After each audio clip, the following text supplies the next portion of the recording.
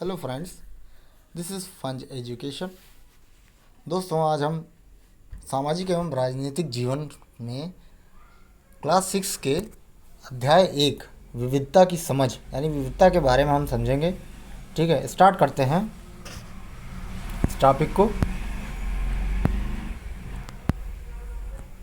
सबसे पहले हम आते हैं विविधता के बारे में। विविधता होती क्या है? तो हम लोग जो दुनिया में हैं या भारत के लोग हैं, एक दूसरे से किसी भी मामले में भिन्न हैं। जैसे कोई जो है धर्म तो अलग अलग है, रहन सहन में भिन्नता पाई गई, खान पान, भाषा, त्यौहार आदि सभी भिन्न हैं। ठीक है, ये भिन्नताएं जो होती हैं वो हमारे जीवन को कई तरीके से रोचक और समृद्ध बनाती हैं। ठीक है, इन भिन्नताओं के कारण ही भारत में विविधता है। आगे चलते हैं। जैसे हम आते हैं केरल में। केरल भारत के दक्षिणी पश्चिमी कोने पर बसा हुआ राज्य है। यह एक तरफ से समुद्र से घिरा हुआ है और दूसरी तरफ से पहाड़ियों से घिरा है। अब ये पहाड़ियाँ जो हैं, इनमें विविध प्रकार के यानी भिन्न प्रकार के मसाले हैं, जैसे काली मिर्च, लौंग, इलायची आदि के पौधे पाए जाते हैं। इन मसालों के कारण अब जब मसाले थे तो व्यापारी जो है यहाँ आने के लिए बहुत इच्छुक भी हुए।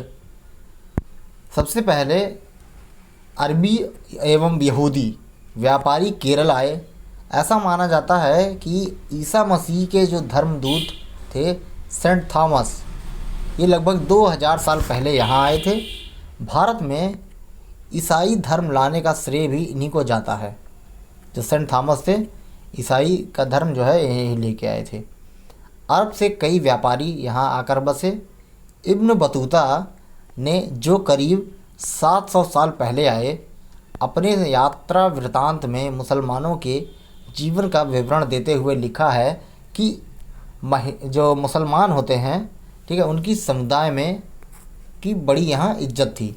ठीक है, वास्को डी गामा पानी के जहाज़ से यहाँ पहुँचे तो पुर्तगालियों ने यूरोप में भारत तक का समुद्री रास्ता जाना। जब ये वास्को डी गामा से जो है पानी के जहाज़ से यहाँ पहुँचे, उसी ने ही रास्ता खोजा, जिसके वजह से इनको भारत तक का समुद्री रास्ता मिला।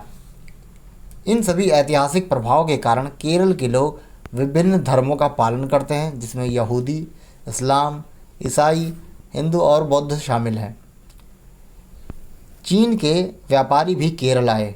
यहाँ पर मछली पकड़ने के लिए जो जाल इस्तेमाल करते हैं, ये चीनी जालों से हूबहू मिलते हैं। इन्हें चीना वला कहते हैं। तलने के लिए लोग जो बर्तन का इस्तेमाल करते हैं, उसे चीना चट्टी कहते हैं। इसमें चीन शब्द इस बात की ओर इशारा करता है कि उसकी उत्पत्ति कहाँ हुई होगी। आगे चलते हैं। केरल की उपजाऊ और जो ज़मीन है, उपजाऊ ज़मीन और जलवायु चावल की खेती के लिए उपयुक्त है। वहाँ अधिकतर लोग मछली, सब्जी और चावल खाते हैं। अब ये जो नाव का त्यौहार है, ठीक है, इसको ओणम के मौके पे किया जाता है, जिसको नाव प्रतियोगिता भी कहते हैं। आगे चलते हैं। जहाँ केरल और लद्दाख की जो भौगोलिक स्थितियाँ एक दूसरे से बिल्कुल अलग है। ठीक है, तो अगर देखा जाए केरल सबसे नीचे है और लद्दाख सबसे ऊपर है।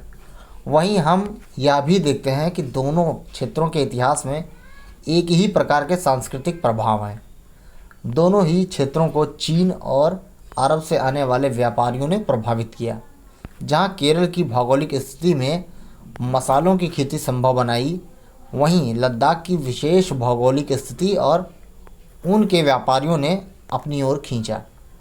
इस तरह पता चलता है कि किसी भी क्षेत्र के सांस्कृतिक जीवन का उसके इतिहास और भूगोल से प्रायः गहरा रिश्ता होता है। आगे चलते हैं। हमारे भी वर्तमान जीवन में आधार जो है काम ही के लिए एक दूसरी की जगह आदमी जाता है। ठीक है, आगे चलते हैं। विविधता में एकता। भारत की विविधता या अनेकता को ही उसकी ताकत का स्रोत माना गया है। जब अंग्रेज़ों का भारत पर राज था तो विभिन्न धर्म, भाषा और क्षेत्र की महिलाओं और पुरुषों ने अंग्रेज़ों के खिलाफ मिलकर लड़ाई लड़ी थी। भारत के स्वतंत्रता संग्राम में अलग अलग परिवेशों के लोग शामिल थे। इन्होंने एकजुट होकर आंदोलन किया, इकट्ठे जेल गए और अंग्रेज़ों का अलग अलग तरीक़ों से विरोध किया। अंग्रेज़ों ने सोचा था कि वे भारत के लोगों में फूट डाल सकते हैं क्योंकि उसमें काफ़ी विविधताएं हैं और इस तरह उनका राज चलता रहेगा। मगर क्या हुआ कि लोगों ने दिखला दिया कि वे एक दूसरे से चाहे कितने भी भिन्न हों, अंग्रेज़ों के खिलाफ लड़ी जाने वाली लड़ाइयों में वे सब एक थे। आगे चलते हैं।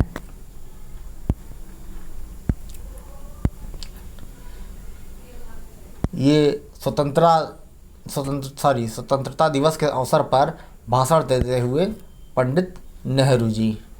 आगे चलते हैं। ऊपर जो गीत लिखा है ये है अमृतसर में जलियांवाला बाग हत्याकांड के बाद गाया गया था। इस हत्याकांड में एक ब्रिटिश जनरल कौन था ने उन शांतिप्रिय निहत्थे लोगों पर खुलेआम गोली चलवा दी थी जो बाग में इकट्ठे होकर सभा कर रहे थे।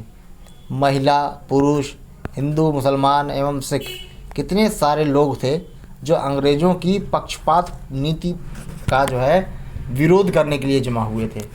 उसमें से बहुत लोगों की जानें गईं, उससे भी ज़्यादा घायल हुए। ठीक है, आगे चलते हैं। स्वतंत्रता की संग्राम के दौरान भारत के झंडे की परिकल्पना की गई। इस झंडे को सारे भारत में लोगों ने अंग्रेज़ों के खिलाफ इस्तेमाल किया।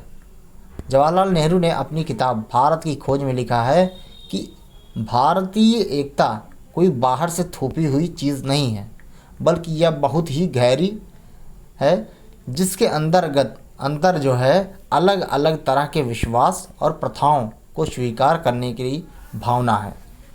इसमें विविधता को पहचाना और प्रोत्साहित किया, क्योंकि विविधता को हम अलग नहीं कर सकते, विविधता को हमको पहचानना ही होगा जो है। ठीक है, उसको हमको अपनी ताकत बनाना पड़ेगा। इसमें विविधता को पहचाना और प्रोत्साहित किया। यह नेहरू जी ही थे जिन्होंने भारत की विविधता का वर्णन करते हुए अनेकता में एकता का विचार हमें दिया। रविन्द्रनाथ टैगोर द्वारा रचित हमारा राष्ट्रगान भी भारतीय एकता की ही एक अभिव्यक्ति है। राष्ट्रगान किस तरह से एकता का वर्णन करता है आप देख सकते हैं। आगे चलते हैं। ओके फ्रेंड्स, वीडियो कैसा लगा कमेंट सेक्शन में ज़रूर बताएं। फिर मिलेंगे नेक्स्ट वीडियो में नेक्स्ट टॉपिक के साथ। तब तक के लिए नमस्कार।